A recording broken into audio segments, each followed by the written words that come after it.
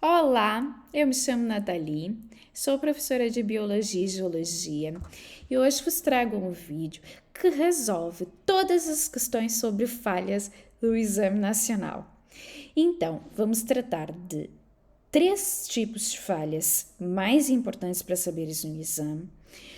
O que interessa para saberes diferenciar elas no Exame Nacional, nunca mais vais confundir falha normal com falha inversa e terminas aqui esse vídeo hoje a levar para casa todos os pontos em questões sobre falhas no Exame Nacional de Biologia e Geologia.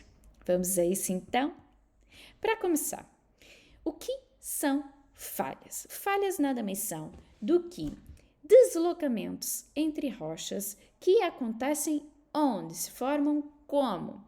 Em contactos tectônicos, seja eles em regimes onde eu tenho afastamento das rochas, das placas, em regimes onde eu tenho a aproximação das placas ou até mesmo onde eu tenho o deslocamento lateral entre as placas. E esta imagem, como podem ver, é uma imagem de uma falha e como elas apresentam-se então na vida real, digamos assim, não é mesmo? Primeiro, né? Como já disse, o que é uma falha, acabei de falar, mas eu trouxe aqui nesta imagem o que interessa saber de uma falha e como reconhecer o teto e o muro.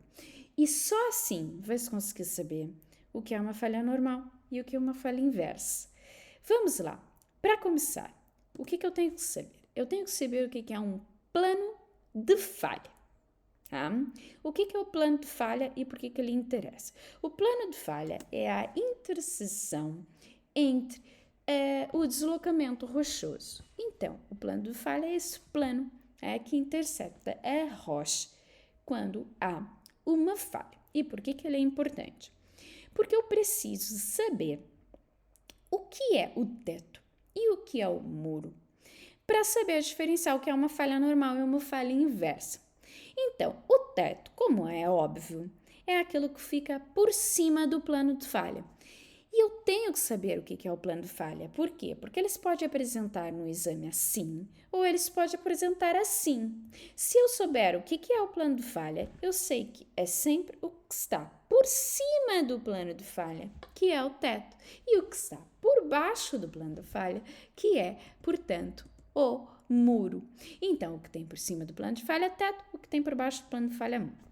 Seja ele assim, seja ele assim, ok? Resolvido isso, agora vamos conseguir saber o que são as falhas inversas e as falhas normais.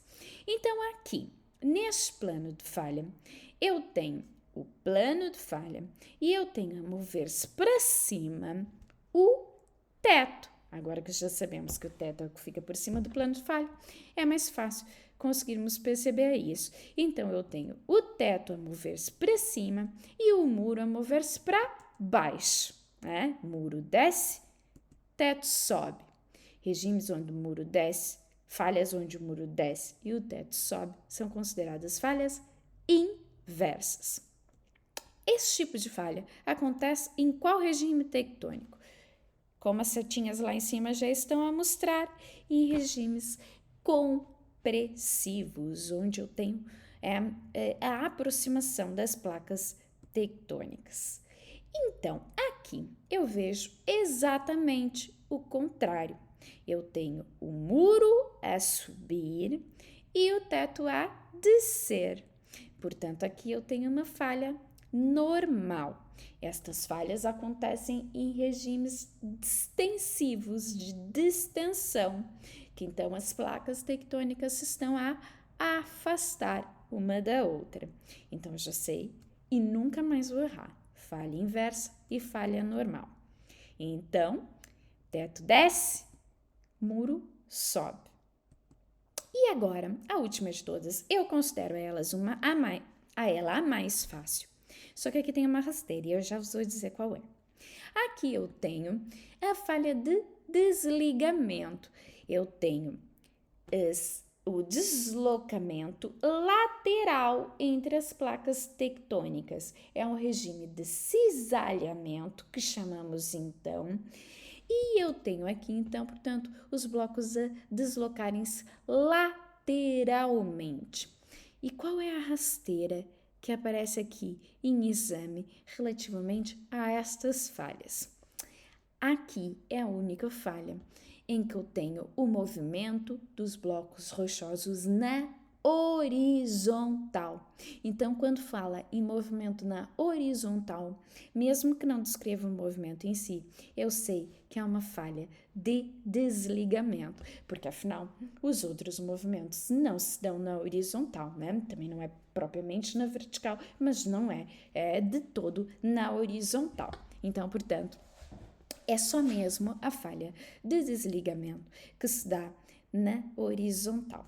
E agora, claro, para a revisão final, eu vos trouxe aqui um resumo sobre as falhas e depois disso não erram mais nenhuma vez sequer.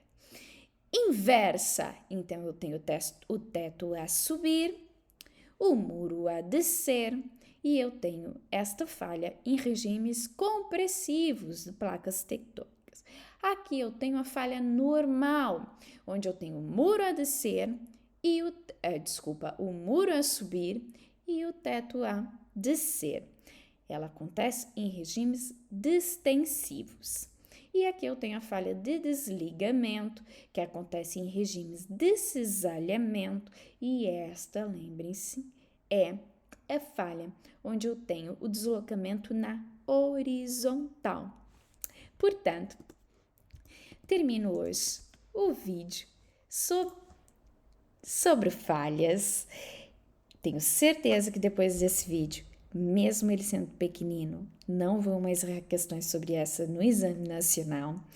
E não esqueçam, se gostaram do vídeo, deixem o like, se inscrevam no canal e comentem aqui embaixo quais conteúdos de biologia e geologia têm mais dificuldade, para que talvez eu possa trazer outro vídeo e resolver as questões sobre isso. Até a próxima!